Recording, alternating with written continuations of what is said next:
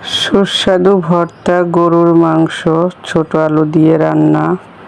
অনেক মজাদার একটি রান্না, দেখে সবারই ভালো লাগবে। চলুন সবাই দেখি। আসসালামু আলাইকুম প্রিয় ভাই বোনেরা, আমি আপনাদের সবাইকে শুভেচ্ছা জানিয়ে শুরু করছি আমার আজকের ভিডিও। আমি আজকে রান্না করব ছোট আলু দিয়ে গরুর মাংস আর ধনিয়া পাতা ভর্তা। প্রথমে ছোট আলুগুলো আমি সুন্দর করে ভেজে নিলাম, একটু হলুদ দিয়ে ভাজি করে নেব। ভালো করে ভাজার পর আমি এটাকে উঠিয়ে রাখবো।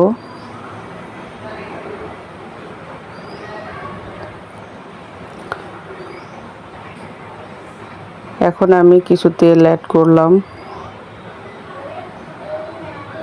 আমি তেজপাতা, এলাচ, দারুচিনি, কিছু জিরা আস্ত দিয়ে দিলাম। এখন দেব বাটা মশলা। আমি পেঁয়াজ, রসুন, আদা সব কিছু বাটা দিয়েছি, কোনো আস্ত দেব না।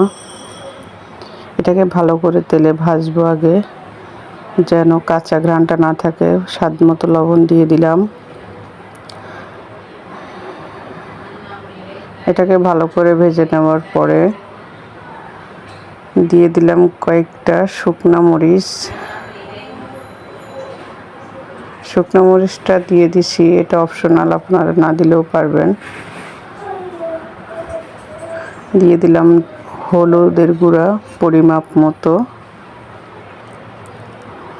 মরিচের গুঁড়া পরিমাপ মতো, যে যেরকম ঝাল পছন্দ করেন সেই অনুযায়ী দিতে হবে। এখন দিয়ে দিলাম, এটাকে বলি মেজবানি মশলা, এটা দিয়ে দিলাম। তারপরে দিয়ে দিলাম, আমি নিজে ঘরে বানিয়েছিলাম, এটাকে 22 পদ মশলা বলে, সেটা দিয়ে দিলাম। এখন দিয়ে দিলাম গরুর মাংসগুলা, এটাকে ভালো করে কষাবো। মাংস যত কষানো যায় ততটা ভালো হয় রান্না। ঢেকে দিলাম। এখন আমি ভাজা আলুগুলা দিয়ে দিলাম। মাংসটা অনেকক্ষণ কষিয়েছি, এতটা দেখানো সম্ভব না, এই জন্য এখন আলু দিয়ে কিছুক্ষণ কষানোর পরে আমি গরম পানি অ্যাড করেছি। আর গরুর মাংস হোক, যে মাংসই হোক, গরম পানিটা অ্যাড করলে বেশি ভালো হয়। এখন এটাকে ঢেকে রেখে দেব। এ পর্যন্ত আমার ভিডিওটি ভালো লেগে থাকলে অবশ্যই আমার চ্যানেলটিকে সাবস্ক্রাইব করুন, লাইক, কমেন্ট, শেয়ার করুন, আমাকে বেশি বেশি সাপোর্ট করুন, বেল আইকনটি বাজিয়ে দিন। এরপরে আমি একটা ছোট কড়াইতে তেল দিয়ে এখানে পেঁয়াজ, রসুন, কাঁচামরিচ, একটু হলুদ, স্বাদ মতো লবণ দিয়ে আমি এটাকে ভালো করে ভেজে নেব।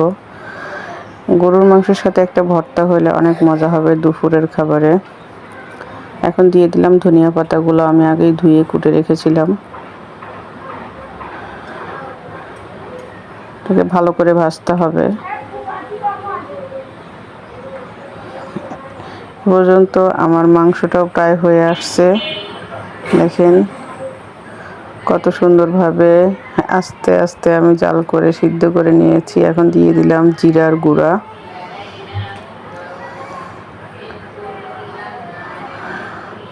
একটু সিদ্ধ হইতে সময় লাগছে বেশি।